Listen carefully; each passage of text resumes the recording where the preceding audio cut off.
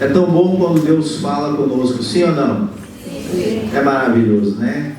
Quem aqui já teve a experiência de ver e sentir e de ouvir Deus falando consigo? Muitas pessoas. É bom. E é por isso que às vezes a gente aqui acaba fazendo coisas diferentes, fora às vezes do protocolo, do cotidiano, porque Deus às vezes mostra, Deus revela e Deus traz algumas coisas para a gente. E tudo por um propósito, tudo por causa que Deus quer fazer algo. Nessa noite eu quero dar continuidade, né, a uma série de ministrações que a gente tem falado sobre como Jesus ele nos libertou, mas Deus tem colocado desde a semana passada no meu coração uma palavra, na qual eu já na semana passada trouxe a respeito disso, que é sobre maldição. Amém? Na semana passada eu ministrei falando sobre a questão da maldição hereditária. Quem esteve aqui? Amém. Então, se você perdeu essa ministração, sugiro que você vá lá no YouTube do nosso canal e você escute essa ministração, amém? Porque ela faz parte disso que nós vamos estar falando, e eu quero fazer desse assunto uma série, e que vai ser, pelo que eu estou vendo, vai ser um pouco extensa, mas eu não quero deixar de entregar, deixar de falar, deixar de revelar para a igreja aquilo que Deus tem colocado no meu coração a respeito desse assunto. Por que esse assunto é importante que nós viemos a falar? Porque muitas pessoas, elas não entendem sobre isso, não conhecem a respeito do assunto, e por não saberem, não entenderem, não conhecerem, estão debaixo de alguma ou outra maldição na sua vida, na sua família, e elas nem sabem, e elas nem percebem, elas nem imaginam. É como quando a gente está vivendo nessa vida e não sabe que algo existe, mas está acontecendo, as coisas elas estão dia após dia se repetindo, porém a gente vai vivendo a vida como a gente imagina, mas muitas coisas acabam acontecendo ao nosso redor, ao nosso entorno, e que muitas delas acabam influenciando a nossa vida e também a nossa família. Assim também são as maldições. E uma das coisas, uma das artimanhas que o inimigo, que o diabo tem, é não se revelar a cada um de nós. Amém? Então eu quero que você ergue a mão e diga assim: eu não tenho medo de maldição, de espíritos malignos e nem do diabo. Amém. Você não precisa ter medo do diabo. Você não precisa ter medo de espíritos malignos. Você não precisa, porque eles já são derrotados em Cristo nosso Senhor Jesus. 2 Coríntios 5,17, olha o que diz a palavra de Deus. E assim, se alguém está em Cristo, é uma nova criatura. As coisas antigas, que coisas são essas? Essas maldições, os velhos hábitos, a cultura, coisas que eram degradantes, coisas que nos afastavam de Deus, coisas que prejudicavam a nossa vida, coisas que traziam prejuízo à nossa vida espiritual, à nossa vida emocional e também para o nosso corpo físico, ou a nossa vida material ou social. Quando nós nos libertamos, quando nós estamos em Cristo, as coisas elas se tornam novas. Nós passamos a ser então uma nova criatura. E essas coisas antigas, elas passam, por quê? Porque elas não fazem mais parte da minha vida, da minha rotina, da minha casa, da minha família. Por quê? Porque a partir deste momento, eis que se fizeram novas. Então, quando nós passamos a entender o poder que essa palavra ela tem pela nossa fé, a nossa vida ela passa a ser transformada. E o que seria uma vida transformada? Para muitos, ou para cada um, pode ser coisas diferentes. Um exemplo: uma família que talvez está com um casamento rompido. Uma família, então uma vida restaurada é a restauração desse casamento. Uma família que, por exemplo, tem dentro do seu lar talvez um filho que está no vício, é fazer com que esse filho ele seja restaurado, ele seja liberto do vício. Enfim, tantas coisas que nós podemos aqui citar, problemas, por exemplo, como emocionais, problemas materiais, financeiros, enfim, a palavra de Deus ela sempre traz resposta e tem recurso para todas essas coisas, mas a grande questão é que a gente não sabe às vezes por onde vem, por que vem e para onde vai. Então, essa ministração sobre maldições, ela vem com esse intuito de trazer clareza, de trazer entendimento, trazer resposta, para que nós realmente possamos desfrutar do que Paulo fala à igreja de Corinto, que realmente a gente possa ser uma nova criatura, que realmente a gente não viva mais pelas coisas do passado, ou por influências do passado, mas que realmente tudo possa se fazer novo.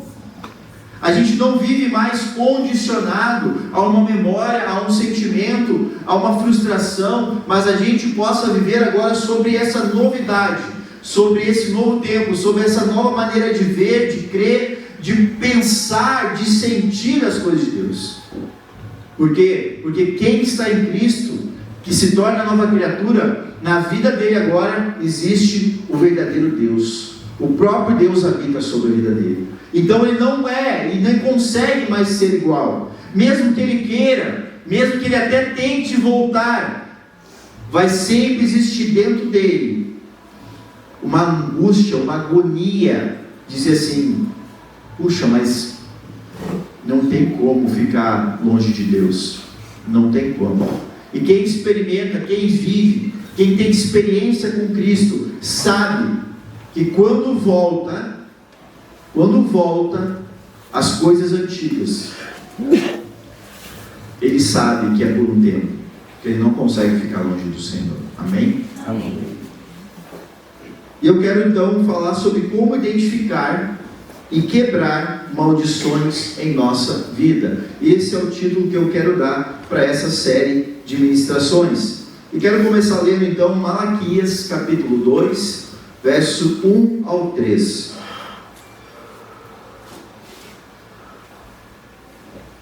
O Senhor aqui ele diz e começa dizendo assim: agora ó sacerdotes.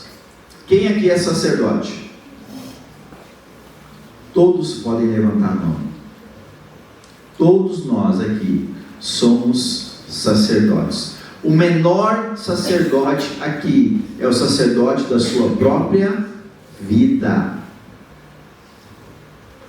Dentro do lar, o homem é o maior sacerdote.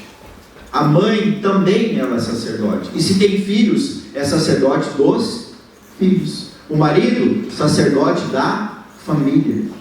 Então todos nós aqui recebemos por meio de Jesus Cristo um sacerdócio real. Todos nós somos sacerdotes. Aqui está falando no tempo do Antigo Testamento. E estava uma palavra direcionada a realmente aqueles que cuidavam do templo. Mas trazendo para a nossa realidade hoje, nós, cada um aqui é um sacerdote. E ele fala: agora ó sacerdotes, para vós outros é este o mandamento. E Deus dá uma palavra para eles.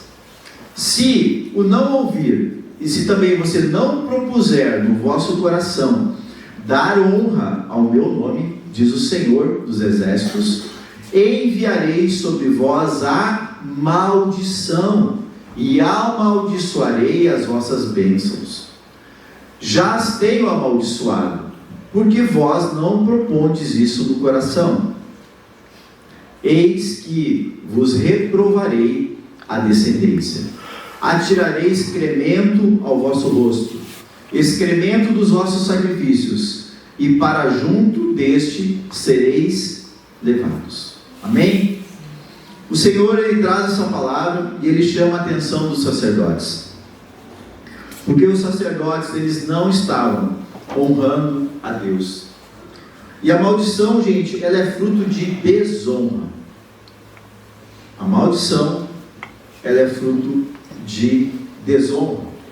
Os sacerdotes eles tinham conhecimento de Deus.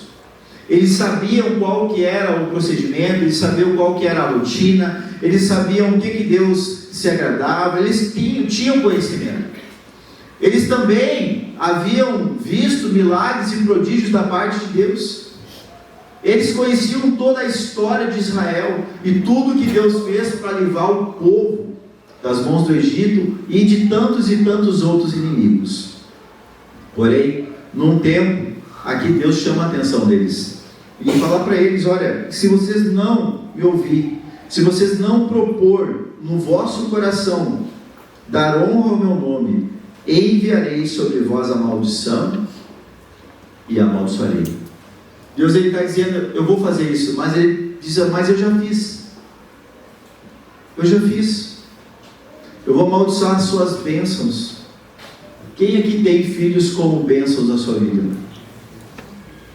Pois é, o texto está dizendo isso. Deus ele vai amaldiçoar as nossas bênçãos.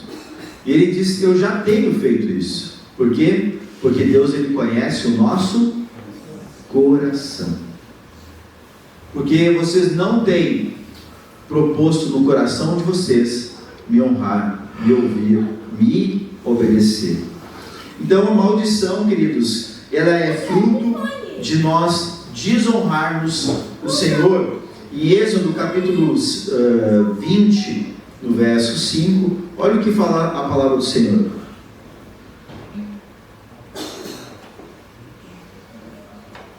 Êxodo 25. 25.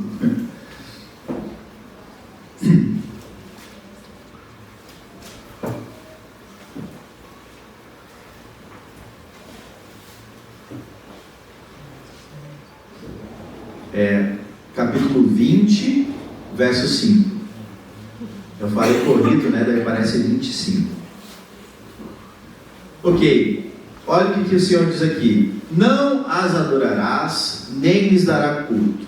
Por quê? Porque eu sou o Senhor, eu sou Deus. Ele está dizendo: eu sou teu Deus, eu sou um Deus zeloso, que faço o quê? Eu visito. Quem visita, gente? Quem é que visita? Deus. Deus visita e faz o quê? Deus visita a iniquidade, o pecado dos pais nos filhos, até a terceira e quarta geração daqueles que me aborrecem. A maldição é uma coisa que também se perpetua sobre gerações. E a gente precisa entender isso. Porque é fato, e eu falei na semana passada a respeito de maldição hereditária. E isso é uma coisa que quando nós começamos a falar, as pessoas elas começam a se atentar e que daí começam a perceber que realmente isso é uma verdade.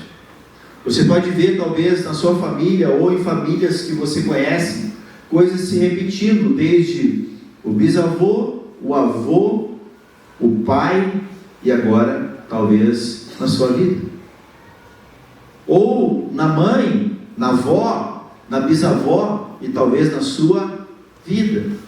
Mas o que, pastor? Muitas coisas: comportamentos, temperamentos, doenças, enfermidades, amarguras, ressentimentos. Muitas coisas às vezes vão se repetindo. Eu conheci uma família que morava perto da casa da minha mãe, até são parentes num certo grau, e um dia, já faz isso muitos anos, a minha mãe me pede para mim ir lá orar naquela casa por uma pessoa que estava com câncer. Eu fui orar, e aí eu comecei a conversar com eles, comecei a conversar com a pessoa, com a família, e comecei a fazer uma investigação, né? Para saber e tentar encontrar a causa daquilo. E aí eu comecei a perguntar e eles me relataram que a filha estava com câncer, a mãe morreu de câncer, a avó morreu de câncer. Aquilo estava indo de geração em geração. E o texto fala que visito. Quem visita? Deus. A iniquidade dos pais nos filhos até a terceira e quarta geração daqueles que me aborrecem. Então, a maldição é uma coisa que também vai se perpetuando em gerações. Mas existe solução para isso também. Lá em João 8,34, olha o que diz.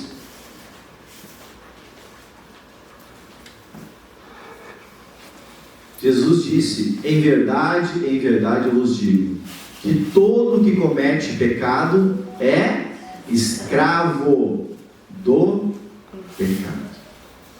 A maldição também, ou melhor, uma pessoa amaldiçoada, ela se torna uma pessoa escrava.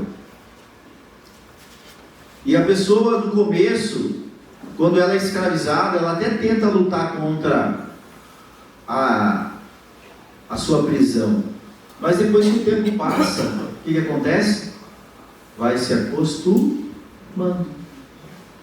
Ela vai se acostumando com aquela realidade. Ela vai se acostumando com aquela situação. Ela vai se acostumando com aquele novo tempo de ser um escravo.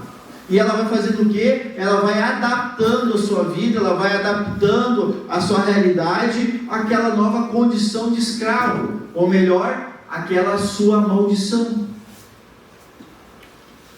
A minha avó, desde que eu conheço de criança, que eu entendo de alguma coisa na vida, eu vi a minha avó ela tinha umas feridas nas pernas chamado erisipela. Alguém já ouviu falar disso? Ok. A minha mãe conta que quando a minha mãe era criança, a minha avó já tinha isso. Aí eu pergunto, de uma maneira muito prática, né? Tá, mas uma ferida, se eu corto hoje aqui não cura, como que uma ferida da perna não cura? Nunca curou. Desde que eu me conheço por gente, até a minha avó falecer, aquelas feridas nunca se curaram. Aquilo foi uma maldição sobre a vida da minha avó. Assim como aquilo, tantas outras coisas aconteceram. Essa semana eu fiquei sabendo que uma tia minha, filha da minha avó, foi para o médico, fez uma cirurgia que gastou uma fortuna para não ter o que a minha avó tinha. Por quê? Porque provavelmente alguns sintomas já começaram a aparecer. Por que isso? Porque espíritos, maldições, elas não morrem. Espíritos advindos de maldições, eles não morrem. Eles procuram um lugar aonde ir. Isso eu falei na semana passada. Não vou repetir agora.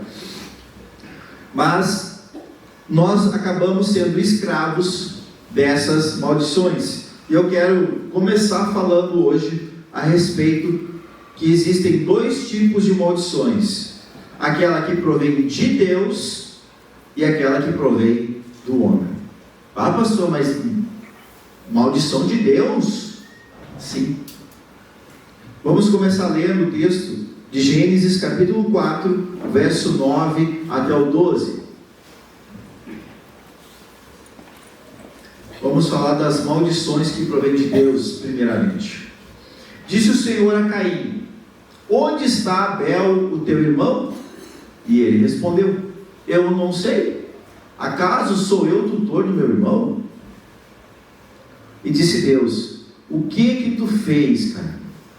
A voz do sangue de teu irmão clama da terra a mim. És agora, pois, maldito por sobre a terra, cuja boca se abriu para receber de tuas mãos o sangue de teu irmão. 12. Quando lavrares o solo, não te dará ele a sua força. Serás fugitivo e errante pela terra. Aqui nós temos um exemplo de como realmente Deus ele amaldiçoa o ser humano. A gente já viu no texto anterior que Deus é Ele que visita. É Ele que faz visitação do pecado dos pais dos filhos até terceira e quarta geração. Aqui nesse caso, Caim e Abel, filhos de Adão e Eva, cada um oferecia a Deus uma oferta. Porém, a Bíblia diz que Deus não se agradou de Caim e também não se agradou da oferta de Caim. Mas Deus se agradou primeiramente de Abel e depois da oferta de Abel. Só que isso levantou uma ira no coração de Caim.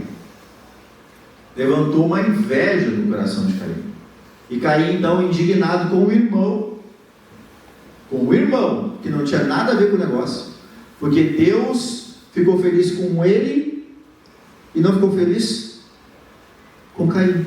Deus ficou feliz com Abel, mas não ficou feliz com Caim. E Caim descontou a alegria de Deus ou o aborrecimento de Deus com ele no seu irmão.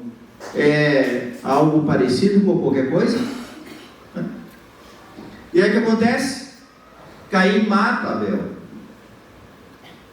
E aí quando Deus pede conta a respeito do irmão, e ele assim, o que eu tenho com meu irmão? O que eu tenho a ver com isso? E Deus então diz para ele: o sangue dele clama da terra por causa das tuas mãos. E agora por isso, maldito és tu. A maldição veio sobre Caim. E ali diz que você vai lavrar o solo e ele não vai te dar o fruto. Serás fugitivo e errante pela terra. E a maldição, ela tem muito peculiar essas questões sobre a nossa vida. Quando uma pessoa está debaixo de uma maldição, ela trabalha, ela faz, mas parece que nunca é suficiente. Ela dá tudo de si, ela busca, ela entrega a sua força, ela parece que está fazendo tudo, mas parece que tudo que faz nunca dá certo. Serás fugitivo e errante pela terra. As pessoas, elas, infelizmente, estão fugindo de si mesmas, fugindo de compromissos, fugindo do seu propósito. E porque não entendem o que está acontecendo, o que elas começam a fazer? Começam a buscar uma resposta para essas perguntas, esses questionamentos do seu interior, e que daí começa a haver um desgaste. Aí a pessoa vai buscar uma espiritualidade ali, aí a pessoa vai e gasta com outra coisa ali, aí ela vai numa terapia aqui, sendo que o problema foi o quê? Uma maldição. Enquanto isso não é quebrado, enquanto isso não é resolvido, esse conflito, isso continua sobre a vida da pessoa, e ela continua escrava disso. Amém? Tá tudo tranquilo aí, gente?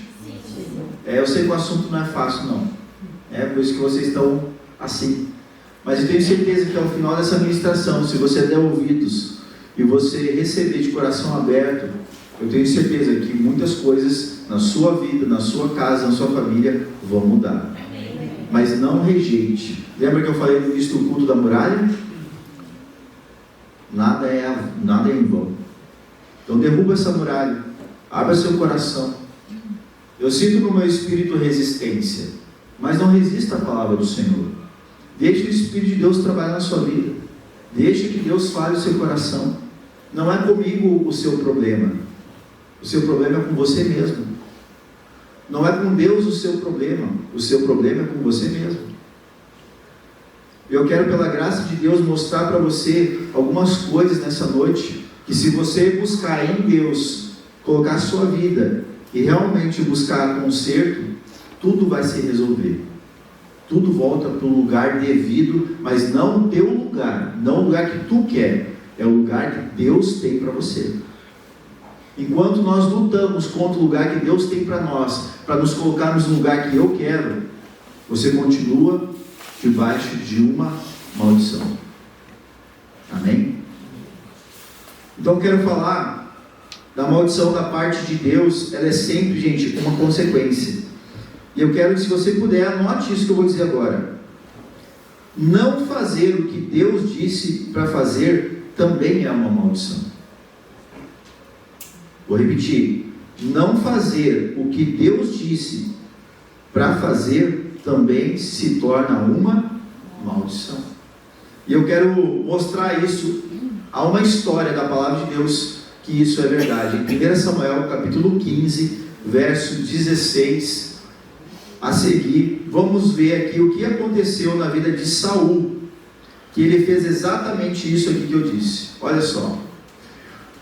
Disse Samuel a Saul. Samuel, ele era o profeta do tempo, que também ungiu a Saul, o primeiro rei de Israel. E ele vem a Saul porque tinha uma certa estima, além de ser o profeta de Deus. E Saul, ele é um profeta muito estimado na Bíblia. Você sabia que Samuel é um profeta muito estimado na Bíblia? Você sabia que a Bíblia fala de Samuel que nenhuma das palavras de Samuel caiu por terra? Mas tudo aquilo que ele disse aconteceu. E isso Deus fala sobre Samuel na Bíblia. E Samuel foi até Saul. Por quê? Olha o que ele disse: espera que eu vou te declarar o que o Senhor me disse esta noite. E aí então respondeu Saul: fala então. Posso falar? Sim. Posso falar? Sim. Então tá bom. Prosseguiu Samuel: porventura, sendo tu pequeno aos teus olhos, não foste por cabeça das tribos de Israel? E não te ungiu o Senhor rei sobre ele? Samuel está trazendo a memória aonde foi que Deus tirou ele. Samuel está falando e trazendo a memória a Saul, porque ele esqueceu de onde Deus havia o tirado. Ele era pequeno, diz ali, pequeno, e Deus tirou ele de um lugar pequeno, que ele não tinha expressão, que ele não tinha poder, que ele não tinha autoridade, que ele não era dentro de todo Israel, ele era mais um cidadão, ele era pequeno. E ele disse assim: não te coloquei eu e não te ungi? E enviou o Senhor então a este caminho e disse: vai e destrói totalmente estes pecadores, os amalequitas, e peleja contra eles até exterminá-los. Enviou porque... a gente é trocado, pode passar. Porque, pois, não atentaste então à voz do Senhor. Aqui, primeiro sinal. Deus disse para ele fazer uma coisa: vai e extermina os amalequitas. E agora o que aconteceu? O que ele disse? Você não atentou à voz do Senhor, mas te lançaste ao despojo e fizeste o que era mal aos olhos do Senhor. Ele falou: por que tu fez isso? Então disse Saul a Samuel: pelo contrário, eu dei ouvidos à voz do Senhor e segui o caminho pelo qual o Senhor me enviou, e trouxe a Agag, rei de Amaleque, e os amalequitas os destruí totalmente. Você sabe o que é isso? Deixa o verso 20. Justificação. O famoso desculpa. A famosa desculpa que a gente dá, às vezes, por uma coisa que a gente deveria ter feito e não fez. A famosa desculpa que a gente dá, às vezes, para Deus, quando Deus diz: faz tal coisa, mas tu vê, tu vai e faz diferente. E depois que acontece: não, mas eu fiz, não era bem assim, mas eu fiz. É o que a gente faz. Só que, qual o problema disso, igreja? Qual que é o problema? É que se Deus diz para fazer algo, é para fazer aquilo que Deus disse para fazer, e não é para fazer outra coisa. E a gente, às vezes, acha que é maior que Deus, que a gente talvez entende melhor. Não, mas é que o tempo hoje é diferente. Não, mas tu vê, foi o que Saul fez. Saul justificou, Deus disse: acaba com todos, rei, homens, mulheres, crianças, gado, não é para sobrar nada, extermina tudo. E ele diz: não, mas eu dei ouvido sim. Olha só, eu até trouxe o rei, mas o resto eu destruí tudo. E o que ele diz? Mas o povo tomou do despojo. Não fui eu. Não, o que tu disse para mim fazer, eu fiz. Mas o povo Eles pegaram os bois. Pegaram o melhor do designado, a destruição, para fazer oferendas a Deus. Não, mas tudo é por Deus. Amado, não queira justificar algo que Deus não disse para você fazer. Se Deus disse para você fazer isso, faça exatamente isso. Não queira achar que Deus vai se agradar de você fazer algo diferente e depois querer justificar dizendo que não, mas é o melhor para Deus. Não, meus queridos. Deus, ele se disse amém, é para dizer amém. Não é para dizer aleluia. E é por isso que tem muita gente hoje sob maldição, enredado na família, problemas no ministério, problemas emocionais, problemas até mesmo de saúde, porque Deus disse, não é para fazer isso, é para fazer isso, porém a pessoa lá teima, a pessoa acha que pode fazer melhor ainda. Não faça aquilo que não foi pedido para você fazer, faça aquilo que Deus disse para você fazer, amém? E é o que aconteceu, queridos. Porém Samuel disse, tem porventura, por acaso o Senhor, ele tem prazer em holocaustos e sacrifícios, ou que se obedeça a sua palavra? Ele perguntou, vem cá, tu acha que Deus tem mais prazer nessas ovelhas, nisso aí que tu está dizendo que o povo fez, do que você obedecer o que ele disse para te fazer? Eis que obedecer é melhor do que sacrificar, e o atender e fazer aquilo que Deus disse é melhor do que a gordura dos carneiros. E aí olha o que Deus fala agora, olha o que Samuel fala para ele, porque a rebelião, por que está dizendo rebelião, gente? Porque ele não fez o que Deus disse para fazer, ele fez aquilo que ele achava melhor que deveria ter sido feito, e ele diz que isso é uma rebelião, e a rebelião é como o pecado de feitiçaria, e a obstinação é como a idolatria e culto a ídolos do lar, visto que você rejeitou a palavra do Senhor, e aqui vem, ele também te rejeitou a ti, para que você então não sejas mais rei. Aqui tem tanta coisa, daria para terminar o culto inteiro falando só sobre isso aqui, mas eu tenho mais coisas, mas eu quero pontuar algumas coisas aqui. Ele diz que a rebelião é como um pecado de feitiçaria, e ele está comparando a rebelião à questão de nós fazermos aquilo que não foi que Deus pediu para fazer, mas a gente está fazendo algo que nós queremos fazer. E o que é uma feitiçaria, queridos?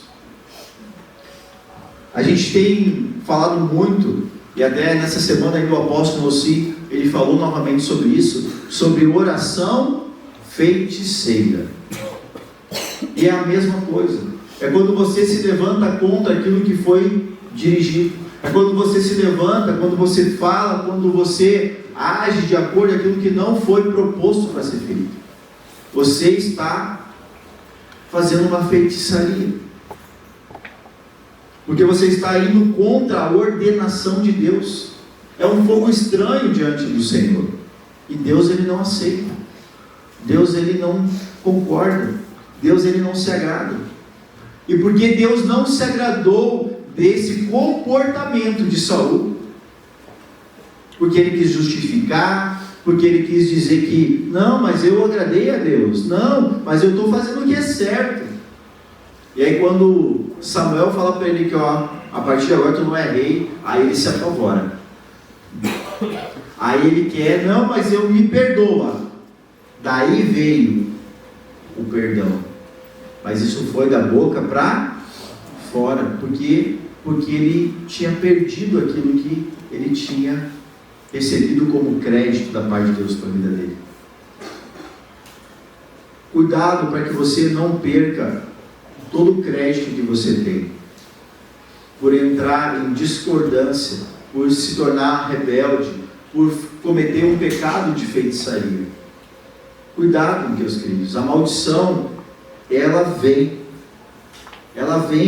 e ela é algo que é tão poderoso que nós acabamos sendo rejeitados. Saul foi rejeitado por Deus. Saul perdeu o direito. Toda a família dele, gente, ia ser maravilhoso, ele ia ter toda uma descendência de reis. E ele não era ninguém na nação. Nós, quando fomos chamados pelo Senhor, quem nós somos? Diante de Deus, nós somos todos iguais. Não é porque talvez você tem uma casa boa, ou você tem uma roupa boa, ou porque você é mais bonito que o outro, né? Não é. Para Deus isso não muda nada. A única coisa que Deus quer de nós é um coração verdadeiro, sincero, é um coração genuíno, é um coração íntegro, é um coração temente, é um coração quebrantado, é um coração arrependido. Deus olha para o coração. Deus não vai olhar para o teu rosto, Deus não vai olhar nem para as tuas palavras, enquanto o teu coração não for correto, enquanto o teu coração não for justo, enquanto o teu coração realmente não se atentar, não propor no coração, foi o que ele falou, lembra? Se não propuserdes, ó sacerdote, no vosso coração me honrar, o Senhor disse que Ele vai rejeitar até a posteridade, os filhos. Ele disse que vai pegar o excremento dos animais e vai jogar na cara do sacerdote. Sabe o que é isso, gente? É passar vergonha. Vai ser envergonhado. É isso que está querendo dizer.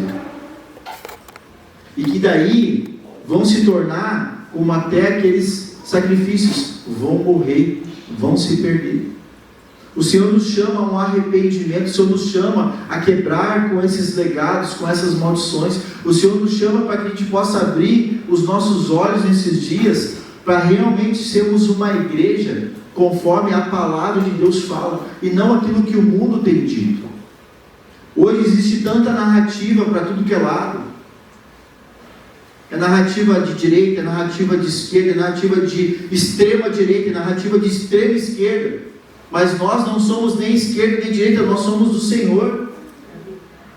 Nós somos da palavra de Deus. Nós somos de Jesus. Nós somos aquilo que o Senhor tem falado, tem ensinado. E se está de acordo com a palavra, amém. Agora, se não está de acordo com a palavra, nós temos que avaliar. Nós temos que entender. E aqui não está falando de qualquer um. Está falando de um rei. Alguém que tinha poder, alguém que tinha autoridade. E por isso que a palavra é muito clara quando ela diz o seguinte: quem está de pé, cuide para que não caia. Quem está de pé, cuide para que não caia. E eu quero dar um outro exemplo agora. Falei primeiramente que não fazer o que Deus disse para fazer é maldição. Mas um segundo ponto é fazer o que Deus não disse para fazer também é maldição. Vou repetir. Fazer o que Deus não disse para fazer também se torna, muitas vezes, uma maldição. E como exemplo eu quero usar o rei Davi. 2 Samuel, capítulo 11, verso 1 até o 17, traz uma história. Falei um pouco sobre essa história de Davi no culto, mas aqui eu quero trazer um texto que diz assim: decorrido um ano, no tempo em que os reis eles costumam sair para a guerra, enviou Davi então a Joabe e seus servos, com ele e todos os Israel, que destruíram os filhos de Amon e sitiaram Rabá. Porém Davi ficou em Jerusalém. Olha aqui, começa assim, ó. Era para ele ir para e ele ficou em casa. Começa aqui já algo interessante, uma omissão. Ele fugiu da responsabilidade. Ele não fez o que deveria estar fazendo. E quando a gente não faz o que deveria estar fazendo, quando a gente se omite de fazer o que deveria estar fazendo, o que acontece? Olha aqui, 2. Estava ele lá, em casa, de boa. E numa dessas tardes, Levantou-se Davi do seu leito e andava passeando no terraço da casa real. Até de tarde ele dormia, né? Estava de tarde, levantou do leito, estava fazendo o quê? A soneca, né? E aí ele começou a passear pela casa real. E daí ele viu o que não era para estar visto. Aí Davi viu uma mulher que estava tomando banho. Era ela muito formosa. Se tivesse na batalha, não estava olhando o que não devia. Quanta gente fica olhando o que não deve, porque está fazendo o que não deve? Amém? Davi então mandou perguntar: quem que é essa aí? Disseram: essa aí é a Batseba. Ela é filha de Eliã e é mulher de Urias, o heteu. Então é casada. Sim, ela é casada. E daí, Davi então mandou alguém lá para trazer ela. E ela veio. E ele se deitou com ela. Tendo-se ela purificado da sua imundícia, voltou ela então para sua casa. Bom, o problema é que deu B.O.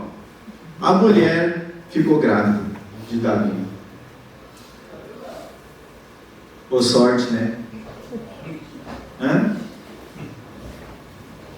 Quando a gente não está fazendo o que devia de estar fazendo, vai dar coisa errada. E aí? Pode continuar. Então enviou Davi mensageiros a Joabe, o homem lá da guerra, lembra? O cara que ele mandou lutar por ele, dizendo: manda-me aí o varão, o marido de Urias, o heteu. E Joabe então enviou Urias a Davi. E aí, Urias voltou para casa. E Urias então falou com Davi e perguntou: como passava Joabe? Como se achava o povo e como ia a guerra? Queria conhecer o homem. É cara de pau, né? Depois disse Davi a Urias: faz o seguinte, desce a tua casa e lava os teus pés. Saindo Urias da casa real, logo se lhe seguiu um presente do rei. Estava muito querido o rei, né? Com ele. Porém Urias se deitou à porta da casa real, com todos os servos do seu senhor, e não desceu para a sua casa. Por que você acha que Davi fez isso? Chamou o cara da guerra. Ele tinha recebido a notícia que a mulher tinha engravidado, e traz ele de volta. Vai lá, faz um banquete para o cara, prepara a cama, diz assim: rapaz, está cansado, imagina, a guerra deve estar difícil, vai para casa, aproveita, vai ver tua esposa, né? Quanto tempo já que certo estava na guerra, na batalha? Vai ver a tua esposa. Para quê? Vocês sabem, né? E aí, o 10: fizeram-nos saber a Davi, dizendo: Urias, ele não foi para casa. Eu imagino Davi se escabelando, né? Então disse Davi a Urias: não vens tu da jornada? Por que não vai para tua casa, homem? Respondeu Urias a Davi: a arca, Israel e Judá ficam em tendas. Joabe, o meu senhor, e os servos de meu senhor estão acampados ao ar livre. E hei de eu entrar na minha casa para comer e beber e para me deitar com minha mulher? Tão certo como tu vives e como vive a tua alma, rei, não farei tal coisa. E agora, né? Então disse Davi a Urias: rapaz, tá bom, então te demora aqui ainda hoje, e amanhã então te despedirei. Urias, pois, ficou em Jerusalém aquele dia e o dia seguinte, mas não foi para casa. E aí Davi o convidou e comeu e bebeu diante dele, e o embebedou. À tarde saiu Urias a deitar-se na sua cama com os servos de seu senhor, porém não desceu à sua casa. Pela manhã Davi escreveu então uma carta a Joabe e lhe mandou por mão de Urias. Escreveu na carta dizendo: põe Urias na frente da maior força da peleja e deixa-o sozinho, para que seja ferido e morra. Ô rei bom, né? Tendo, pois, Joabe sitiado a cidade, pôs a Urias no lugar onde sabia que estavam homens valentes. Saindo os homens da cidade e pelejando com Joabe, caíram alguns de novo, alguns do povo, dos servos de Davi, e morreu também quem? Urias, o Heteu. Agora vai lá no 26.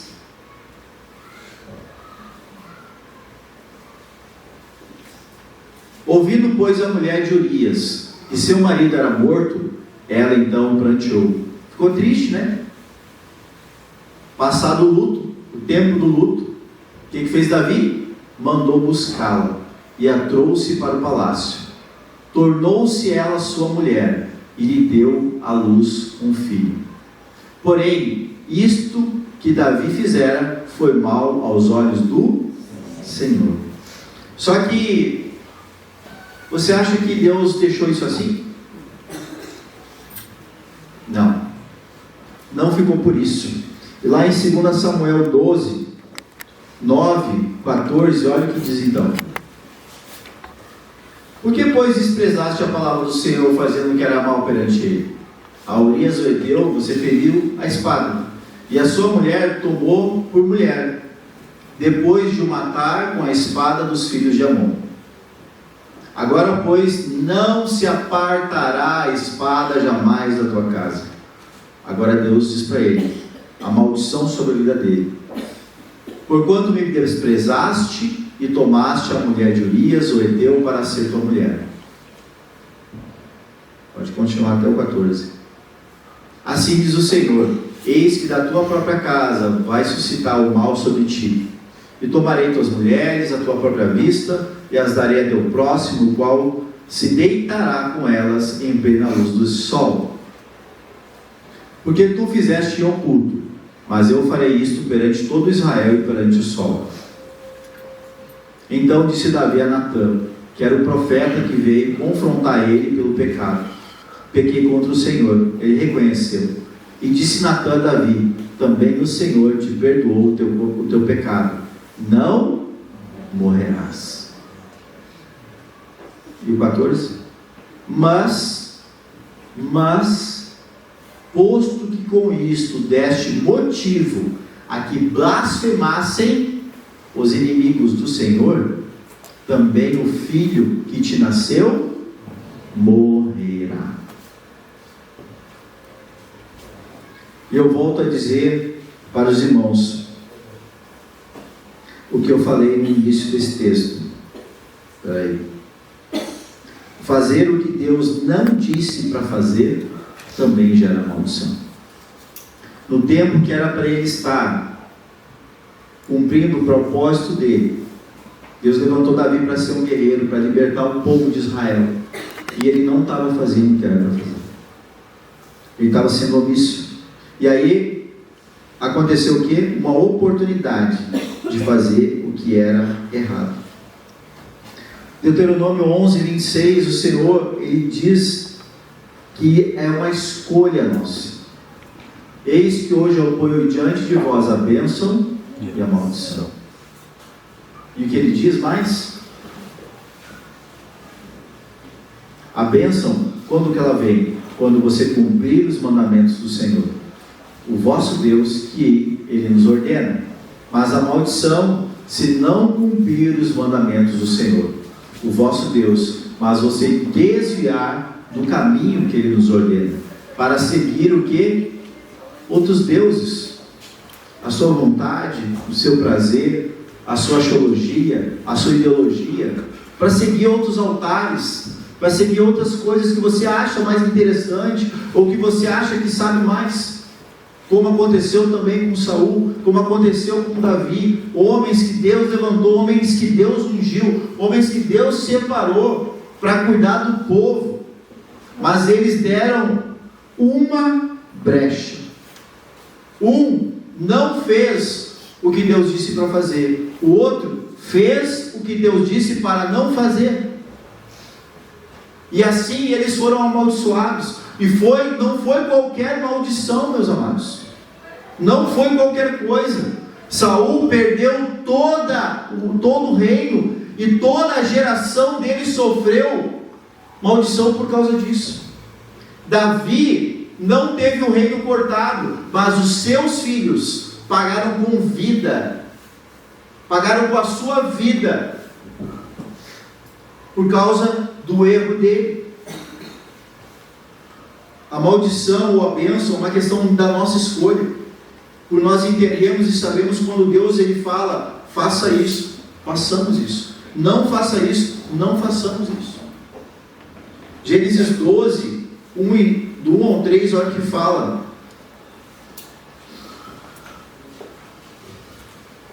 Gênesis 12, 1 ao 3. Ora, disse o Senhor a Abraão: sai da tua terra, sai da tua parentela e da casa de teu pai, e eu vou te mostrar. Eu vou dizer para onde tu vai, e eu de ti farei uma grande nação, e vou te abençoar, e vou também te engrandecer o nome, mas só te peço uma coisa: seja tu uma bênção, não maldição. Nós lemos antes, Deus ele nos propõe a bênção e nos propõe a maldição. Mas tu precisa ser bênção, não maldição. E aí ele complementa no 3 e diz: eu vou abençoar, Abraão, os que te abençoarem. E a gente sabe que Deus abençoa, amém? A gente tem Deus como Deus, que Ele é só o Deus que faz coisas boas. Ele é só o Deus que guarda, que protege e tal. A gente não tem e não olha para Deus nessa maneira. Porque Deus ele diz: eu vou abençoar os que te abençoarem, mas também vou amaldiçoar os que amaldiçoarem. E em ti serão benditas todas as famílias da terra. Amado, Deus é amor, mas Deus é justiça. Deus é amor, e pela sua justiça é que Ele nos abençoa. O amor dele nos traz salvação, perdão, justificação, mas a justiça dele sobre nós é que traz a bênção sobre a nossa vida. E por que hoje será que não estamos sendo abençoados? Porque tem coisas na nossa vida que a gente não percebe a bênção de Deus. Só existem duas opções: a bênção e a maldição.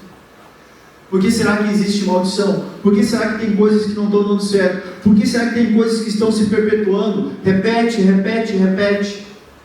Por quê? Porque talvez a gente não tenha dado ouvidos, como o Senhor, Ele chama a atenção ao sacerdote. As maldições, elas afetam toda a nossa vida, gente. Elas afetam o nosso espírito. Lá em Romanos 6:23 diz que o salário do pecado é a morte. Afeta o nosso espírito. Nós passamos a ter uma morte espiritual. A nossa vida em Deus, nós temos um afastamento, porque o salário do pecado é a morte, mas a Bíblia diz também, no mesmo texto, o dom gratuito de Deus é a vida eterna em Cristo nosso Senhor Jesus. A maldição também afeta a nossa alma, a nossa vida social, trazendo problemas muitas vezes emocionais, problemas sociais. Eu tenho certeza que todo mundo aqui algum dia já teve algum problema com alguma pessoa, sim ou não? Sim. Olha o que diz 2 Coríntios 7:10. A Bíblia diz que porque a tristeza, segundo Deus, produz arrependimento. Para quê? Para a salvação, que a ninguém traz pesar. Mas a tristeza do mundo produz morte. A tristeza do mundo. Quantas coisas talvez na sua vida hoje estão mortas? Quantas coisas na sua vida hoje estão mortas? Sentimentos, relacionamentos. Por quê? Por causa que deixou que algumas maldições pudessem gerar dentro de você essa morte, a tristeza. E alguém que realmente vive debaixo de uma tristeza, queridos, fica complicado a vida da pessoa. E a terceira coisa também, que a maldição, ela traz prejuízo, é para o nosso corpo, é para a nossa vida material. Marcos 6, 12, 13, olha o que diz.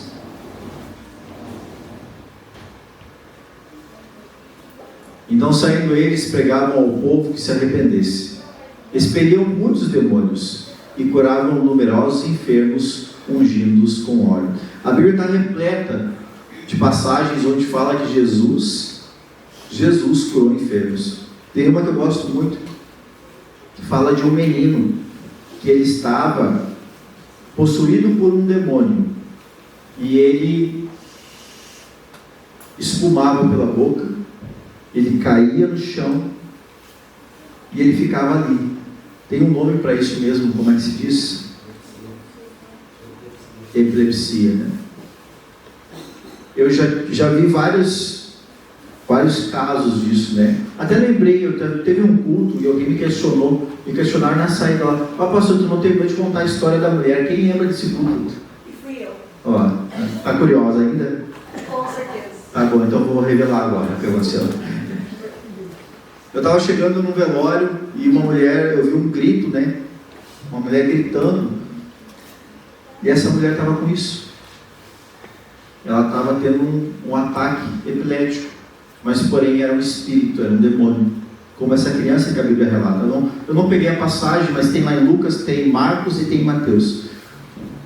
E eu cheguei, quando eu vi aqueles gritos, eu disse: isso não é normal. Eu fui em direção a essa mulher, e quando eu cheguei lá, eu percebi que ela estava tendo um ataque epilético, estava espumando pela boca, e então já estava caindo no chão, se retorcendo.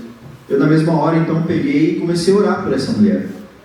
E na mesma hora também o espírito que estava acometendo ela daquela maldição, ele começou a se manifestar e disse assim: tira ele daqui. Eu digo: eu não vou sair. E fiquei, continuei orando, até que aquele espírito que estava sobre aquela mulher então saiu. E quando saiu, ela voltou a si, voltou ao normal. Já tinham até chamado a SAMU veio, mas quando a SAMU chegou, ela já estava bem. Isso é para provar, meus amados, que as maldições, elas continuam, elas existem, elas são reais. E não é à toa que as coisas acontecem. E aí então eu comecei a conversar com essa mulher depois, no estado são dela. E perguntei: o que tu acredita, o que tu faz, aonde tu vai? E ela, então, para nenhuma surpresa minha, ela frequenta o ocultismo. Né? E aí então dei instrução, falei, ensinei. Né? Tinha familiares ali, alguns, pelo que eu percebi, também até eram cristãos, mas ela não tinha uma fé cristã. A fé dela era outra coisa. A prova de que essa outra coisa não cuidou bem dela. Então, o Senhor, Ele quer cuidar de nós, mas por vezes até o nosso corpo, ele sofre por causa das maldições. Quantas doenças talvez hoje estão aqui nesse auditório, e que são por causa de maldições, hein? Quantas pessoas aqui hoje com problemas emocionais, problemas sociais, por causa de maldições? Quantas pessoas aqui hoje talvez estão mortas espiritualmente? Quantas? Só que hoje Deus quer restaurar tudo isso, amém? Salmo 32, 3 ao 5 tem a resposta. Enquanto eu calei os meus pecados, envelheceram os meus ossos pelos meus constantes gemidos todo o dia. Está gemendo? Está desconfortável? Está angustiado? Está triste? Ele diz, o salmista diz, Davi fala: porque enquanto eu não confessei, enquanto eu não falei, os meus ossos, ele sentia nos ossos a perturbação, porque a tua mão pesava dia e noite sobre mim, e o meu vigor, a força dele, se tornou em sequidão de estio. segredo está em Cristo. E agora, para finalizar, Gálatas 5:1, que é a palavra que Deus tem me dado para essas ministrações: para a liberdade foi que Cristo Ele te libertou. Permanecei firmes e não vos submetais de novo a esse jugo de escravidão.